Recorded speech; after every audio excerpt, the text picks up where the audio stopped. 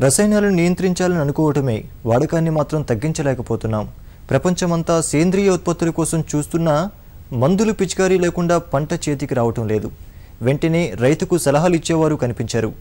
తెలిసిన మందుతో తేలిగ్గా చేయడం అరికట్టి అవశేషరహిత పంటలు పండించాలనే ఉత్సాహం ఉన్నా పరిస్థితులు అనుకూలించడం లేదు.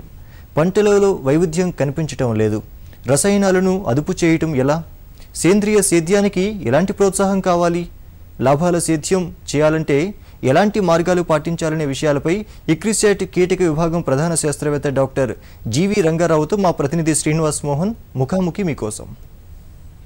ఈరోజు రాష్ట్రంలో ఎక్కడ చూసినా కూడా ఈ రసాయన మందుల వాడకం విపరీతంగా పెరుగుతోంది. పంటల దిగుబడి బాగా పెరగాలి అనుకున్న నేపథ్యంలో విచక్షణ రహితంగా వాడుతున్న మందుల వల్ల ఎలాంటి దుష్పరిణామాలు కనిపిస్తున్నాయి అనుకోవచ్చు?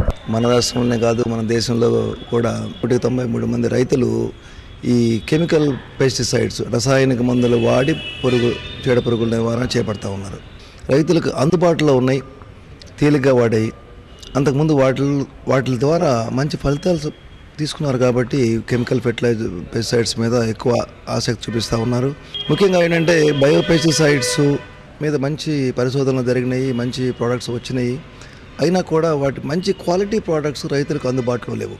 అది కూడా కాకుండా ఈ బయో పెస్టిసైడ్స్ కానీ మనం ఆర్గానిక్ ఫార్మింగ్లో కానీ వెళ్ళాలంటే దానికి ఒక ప్రాపర్ ప్లానింగ్, మంచి మనం ఒక పథకం ప్రకారం వ్యవసాయం చేసుకుని రావాల్సి వస్తుంటుంది అనమాట. అంటే క్రాపింగ్ సిస్టమ్ ఎట్లా ఉండాలి, మన పంటతో మిశ్రమ పంటలు ఎట్లా వేసుకోవాలి, ఈ పంట పక్కన ఏ పంట వేసుకోవాలి, తర్వాత ఈ పంటకు ముందు పంట ఏ పంట ఉండాలి, ఇవన్నీ కూడా మనం ప్రాపర్గా ప్లాన్ చేస్తే సస్యరక్షణ మన యొక్క అదుపులో ఉంటుంది. సుమారు 50% మన పదార్థాల్లో, మనం పండించే పదార్థాల్లో ఈ చీడ పురుగుల యొక్క అవశేషాలు ఉంటాయి. ఈ 50%లో ఒక 20% అవశేషాలు చాలా ఎక్కువ ఉన్నాయి. అంటే అవి మనం తినడానికి కానీ మన పశువులకు వాడుకోవడానికి కానీ పనికిరావు. కానీ మన దేశంలోని దిబ్బే దేశంలో అటువంటి బయటికి పారేయలేము. ఎట్లా ఒక చోట మనకి మన నెట్వర్క్లోకి, మన ఫుడ్ సైకిల్లోకి వస్తూ ఉన్నాయి. అంటే మన దేశంలో ఇప్పుడు 1.3 బిలియన్ పాపులేషన్ ఉన్నా కూడా పీపుల్ 1.5 అయినా కూడా మన ఈ జనాభాకి మనం ఆహారం అందించగలటువంటి ధీమాతో ఉన్నాం. కానీ ప్రస్తుత పరిస్థితుల్లో మనం ఆహారం అందించడమే కాదు, మంచి ఆహారం అందించాలి, ఆరోగ్యమైన ఆహారం అందించాలనేటువంటి ముఖ్య ఉద్దేశంతో మనం ముందుకెళ్ళాలి. రసాయన మందులకు ప్రత్యామ్నాయంగా మందుల్ని వ్యవసాయ శాఖ చూసిస్తున్న రైతులు ఎందుకు ఆచరణలోకి తీసుకురాలేకపోతున్నారు? ప్రజెంట్ రైతులు ప్రధానంగా ప్రత్యామ్నాయంగా ఎలాంటి మందులు వాడితే వాళ్ళు ఆరోగ్యంగా ఉండడమే కాకుండా పంటలు కూడా ఆరోగ్యంగా ఉండడానికి అవకాశం ఉంటుంది? ఇప్పుడు మన అగ్రికల్చర్ డిపార్ట్మెంట్ వారు కానివ్వండి, యూనివర్సిటీ వారు కానివ్వండి, సంస్థ ఇక్రిసాట్, ఎన్జిఓస్ కానివ్వండి, అందరూ కూడా కెమికల్స్ తక్కువ వాడాలనే చెప్తా ఉన్నాం. కానీ రైతుకి ఆ కెమికల్ వాడే టైంకి మనం అందుబాటులో లేకపోవడం ఒకటి ముఖ్యమండి. ఇటువంటిది ఏంటంటే రైతులు, శాస్త్రవేత్తలు, ఎక్స్టెన్షన్ అఫీషియల్స్, అగ్రికల్చర్ ఆఫీసర్ అందరం ఒక పార్టిసిపేటరీ కలిసి ఇంకా క్లోజ్గా పనిచేయాలి. మనకి ఫోన్లు వచ్చినాయి. ఇప్పుడు మనకి రైతు కోసం ప్రోగ్రాంలో ముఖ్యంగా మన రాష్ట్రంలో 13 జిల్లాల్లో కూడా ఈ పైలట్ గ్రామాలు తీసుకొని 250 గ్రామాల్లో అందరం కూడా కలిసి పనిచేస్తూ ఉన్నాం. చేయటం వల్ల ఒక మంచి మూమెంట్ వచ్చింది. ఇప్పుడు భూసార పరీక్షలు చేశారు, భూమిలో ఏ లోపాలు ఉన్నాయని తెలుసుకున్నారు. ఆ లోపాలను సరిదిద్దడానికి ప్రయత్నాలు జరుగుతూ ఉన్నాయి. మంచి వెరైటీస్ని రైతులకి ఇచ్చే ప్రయత్నాల్లో ఉన్నాం. తర్వాత సమగ్ర సస్యరక్షణ గురించి కూడా వారికి దశల వారీగా, పంటల వారీగా చెప్తా ఉంటే ఇది ఒక మూమెంట్ స్టార్ట్ అయింది. ఇది మంచి అవకాశం. మన ముఖ్య ఉద్దేశం ఏంటి? మంచి ఫలసాయం తీయాలి, మంచి పంటలు కావాలి, వాతావరణానికి కానీ మన ఆరోగ్యానికి కానీ ఎటువంటి ప్రమాదం. ఆర్గానిక్ అంటున్నారు, అన్ని సేంద్రియ వ్యవసాయం అని, సేంద్రియ ఉత్పత్తులు కూడా మంచి ధర ఉంటుందని విస్తృతంగా ప్రచారం జరుగుతుంది. నిజంగా సేంద్రియ వ్యవసాయం ఇప్పుడు ఆ పరిస్థితుల్లో ఉందా? ఇంత విచక్షణ రహితంగా మందులు వాడుతున్న పరిస్థితి నుంచి రైతులు సేంద్రియం వైపు ఆలోచనలు ఎక్కువగా జరుగుతున్నాయి అనుకోవచ్చా? సేంద్రియ వ్యవసాయం మన దేశంలోనే కాదు, ప్రపంచంలో అందరికీ ఇష్టమేనండి. కానీ సేంద్రియ వ్యవసాయంలో కొన్ని ఇబ్బందులు ఉన్నాయి.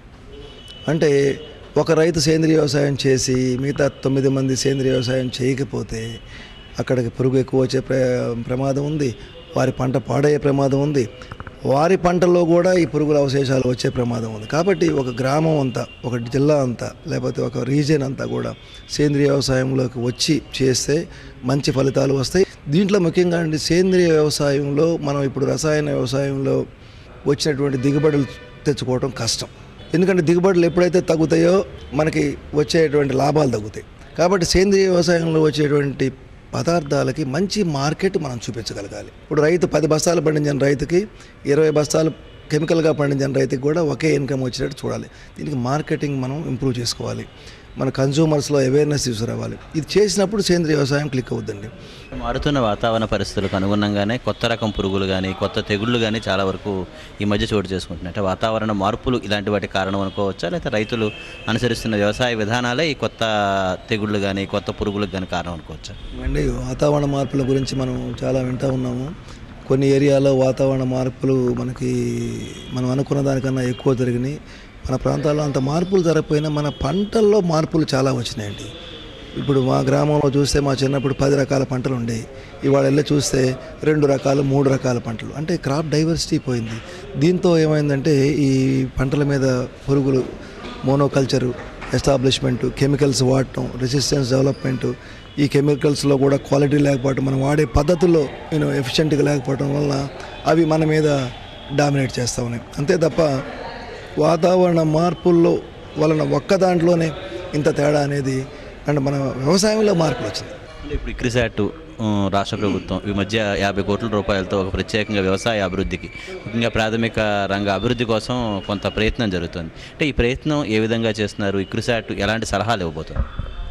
ఇక్రిసాట్ మన ఆంధ్రప్రదేశ్ రాష్ట్ర ప్రభుత్వం కింద, తర్వాత యూనివర్సిటీ వారు, తర్వాత డిపార్ట్మెంట్ ఆఫ్ అగ్రికల్చర్ అందరూ కలిసి రైతు కోసం అనే ప్రాజెక్టులో భాగస్వామ్యంగా మేము కూడా పనిచేస్తూ ఉన్నాము. అంటే ఇక్రిసాట్లో ఉన్నటువంటి 5 పంటలే కాకుండా మిగతా ఇప్పుడు లైఫ్ స్టాకే తీసుకోండి, డైరీలే తీసుకోండి, అందులో మాకు ప్రావీణ్యం అనుభవం లేకపోయినా కూడా అందరితో కలిసి పనిచేసి కోఆర్డినేషన్ అనేది మేము చేస్తూ ఉన్నాము. ఇప్పుడు భూసార పరీక్షలు ఇవన్నీ కూడా మంచి రిపోర్ట్స్ వచ్చినాయి. ఎక్కడ ఏ లోపం ఉన్నది అన్నీ కూడా ఇది ఒకసారి మనకి గ్రిప్ దొరికిన తర్వాత ఈ పరిస్థితులను ఎట్లా అధిగమించాలనేది ముందు 1-2 సంవత్సరాల్లో మనం అనుకున్న ఇవన్నీ కూడా ఈ రైతు కోసం ప్రాజెక్టులో కలిసి పనిచేయడానికి ఇది ఒక మంచి అవకాశం. ప్రధాన కీటకాలకు సంబంధించిన ప్రధాన శాస్త్రవేత్తగా చాలా సంవత్సరాలుగా పనిచేస్తున్నారు. రైతులకి ఇప్పుడు ఉన్నటువంటి పరిస్థితుల్లో రైతులకు మీరు చేసే ప్రధాన సూచన ఏంటి? 5-6 సంవత్సరాలుగా రైతులలో వ్యవసాయం మీద పట్టు కానీ ఉత్సాహం కానీ చాలా తగ్గిపోయిందండి. వ్యవసాయం లేకపోతే మన మనుగడే లేదు అన్నది ముఖ్య ఉద్దేశంతో వ్యవసాయాన్ని వారికి మంచి రెస్పెక్ట్ ఇచ్చి, మంచి ఆపర్చునిటీస్ ఇచ్చి, మంచి మనం ప్రొవిజన్స్ ఇచ్చి యువతను ఎంకరేజ్ చేయాలి. దాట్స్ ద మెయిన్ థింగ్ అండి. వ్యవసాయం ఒకే నెంబర్ 1 ప్రొఫెషన్. పూర్వం ఒక సీనియర్ రైతు చెప్పారు, వ్యవసాయం ఉత్తమం ఎప్పుడు 50 సంవత్సరాల క్రితం, వ్యాపారం మధ్యమం, ఉద్యోగం అధమం అన్నారు. ఇవాళ రోజున వ్యవసాయం ఉత్తమం అన్నది అదే రైతు ఇవాళ అధమం పొజిషన్లోకి వచ్చింది. దీన్ని మళ్ళీ ఉత్తమం చేయాలి. ఒకసారి మనం వ్యవసాయంలో లీడర్లుగా ఉన్న వాళ్ళు వెనకబడిపోయామంటే మళ్ళీ మనం ఆ స్థానం మనం పుంజుకోవాలంటే మనందరం కలిసి పనిచేయాలి. అదే ముఖ్యంగా వ్యవసాయంలో పంటల మార్పిడి రైతులు అనుసరిస్తే చాలా వరకు ఇప్పుడున్నటువంటి పురుగుల బెడద నుంచి కూడా కొంతవరకు అధిగమించే అవకాశం ఉంటుంది. అలాగే ప్రభుత్వం కూడా యువ రైతులను వ్యవసాయం వైపు వచ్చేలా ప్రభుత్వం తగిన ప్రోత్సాహకాలు అందిస్తే ఖచ్చితంగా వ్యవసాయం సుస్థిరం అవుతుందని శాస్త్రవేత్త డాక్టర్ రంగారావు గారు అభిప్రాయపడుతున్నారు. గుంటూరు నుంచి కెమెరామెన్ కాశ్వతో Srinivas Mohan, ETV news.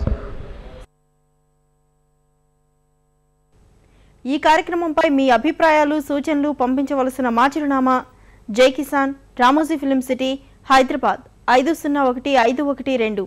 Mobile number 9394450069. రైతుల కప్పు గుండె చప్పుడు జై కిసాన్ కార్యక్రమాన్ని ఇప్పుడు యూట్యూబ్లో www.youtube.com/etv2 జై కిసాన్ లింకు ద్వారా కూడా వీక్షించవచ్చు.